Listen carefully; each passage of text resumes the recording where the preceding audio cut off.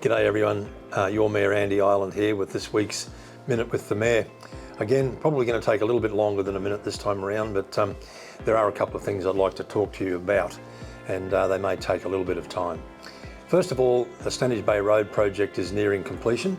That's about 40 kilometres worth of sealed road from the Bruce Highway to the gates of the Shoalwater Bay military training area.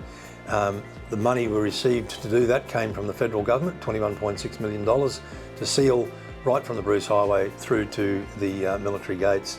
So we're very excited about that project. It's been a long time in the making and also in the delivery, but it's nearly there, and I think it'll be a huge benefit for people of the Stanage Bay community, as well as providing opportunities for the graziers and landowners along that road to get their product out to market a lot more easily and readily. At last week's council meeting, council resolved to donate some land to Anglicare Central Queensland for the purpose of constructing affordable housing. At the moment within Livingstone Shire and in other local government areas right across the country, there are critical housing shortages. Within Livingstone, for example, at the moment, our rental vacancy rate is about 0.3%.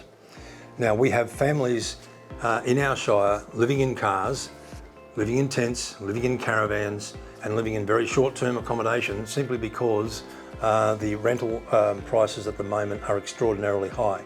We don't see that changing in the short term. So council has stood up to this particular issue. We have gifted 2 parcels of land, one in Cordingley Street, Yeppoon, and one at Fountain Street at Emu Park, to Anglicare, so that they can now go away and apply for funding to construct these particular complexes. These complexes will provide accommodation to the disabled, to single families, single parents, as well as to our nurses, our police officers, our fireys, our ambulance men, our teachers. So it is not just the disadvantaged necessarily who are seeking rental accommodation. It is people right across the board, and these facilities will do something in the way of providing a roof over people's heads. One of the critical requirements of our society and expectations of our society these days, ladies and gentlemen, is that people have a roof over their head. It is a fundamental right, and your council is doing what it can to try and alleviate that situation by gifting land to Anglicare CQ to make these things happen. Until next time, see you later.